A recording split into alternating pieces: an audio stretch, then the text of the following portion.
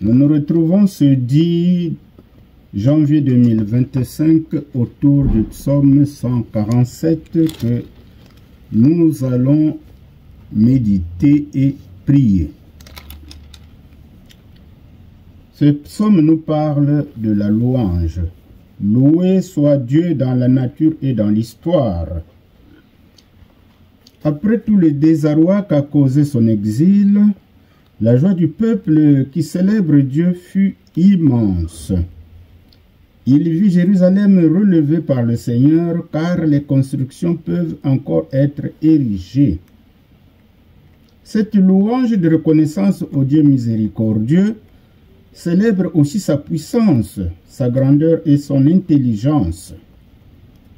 Le Seigneur discerne les humbles et les malheureux et il prend soin d'eux.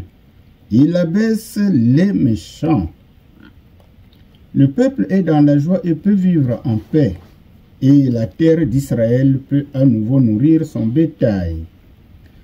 La louange invoque aussi la crainte de péché qu'inspire Dieu, lui qui prend plaisir en ceux qui observent sa loi et s'attendent à sa bonté. En résumé, le pouvoir de Dieu dans la nature et dans l'histoire est célébré dans ce cantique. Les deux premiers versets font louange au Dieu qui relève Jérusalem. Les versets 3 à 5. Loué soit le Dieu Tout-Puissant. Les versets 6 à 10. Louange au Dieu qui abaisse les méchants et donne la joie et la paix au peuple. Ce cantique devra inspirer tout lecteur pour les bienfaits reçus du Seigneur, notamment pour notre salut en Christ, lui qui a donné sa vie pour nous réconcilier avec Dieu, afin que nous ayons accès à la vie éternelle. Notre prière sera une prière de louange au Seigneur, chaque fois qu'il nous relève après une chute. Alors nous allons donc prier le psaume 147 avec les paroles de la Bible des peuples.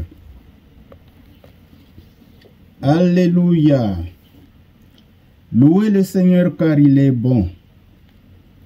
Chantez pour notre Dieu car c'est chose douce et c'est bien juste de le louer. Quand il bâtit Jérusalem et qu'il rassemble les exilés d'Israël, quand il guérit les cœurs brisés et qu'il panse les blessures, il a compté le nombre des étoiles, à chacune il a donné son nom. Notre Seigneur est grand, il est puissant et son intelligence passe toute mesure. Le Seigneur rend courage aux humbles, mais il abaisse jusqu'à terre les méchants. Chantez pour le Seigneur et rendez-lui grâce. Jouez de vos harpes pour notre Dieu. C'est lui qui couvre de nuages le ciel, lorsqu'il prépare à la terre ses pluies. C'est lui qui fait pousser l'herbe sur les collines et toutes les verdures à l'usage des hommes. C'est lui qui donne la pâture aux bêtes, même aux petits corbeaux, quand ils crient vers lui. La force du cheval n'a pas d'attrait pour lui. Ce n'est pas par ses muscles qu'un homme lui plaît. Le Seigneur se complaît en ceux qui le craignent, en ceux qui vivent, espérant sa grâce. Jérusalem, glorifie le Seigneur, donne louange à son nom, ô Sion, car il donne sa force aux barres de tes portes. Il a béni en toi tes fils. Il garde en paix tes frontières et te donne en abondance le pain et la farine. S'il envoie ses ordres à la terre, sans perdre un instant, sa parole s'élance. Alors vient la neige, comme flocon de laine, et le givre, comme une pluie de cendres. S'il jette sa glace par morceaux, qui pourra soutenir les coups de sa froidure?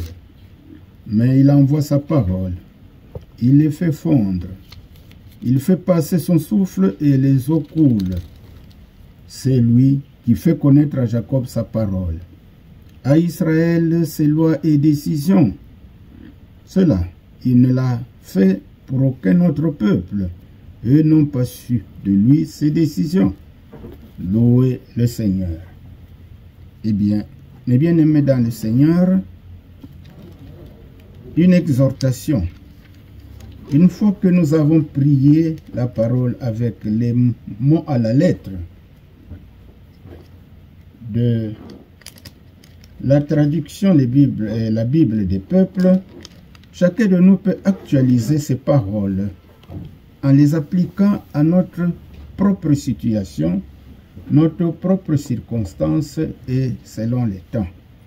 Que Dieu vous bénisse. Amen.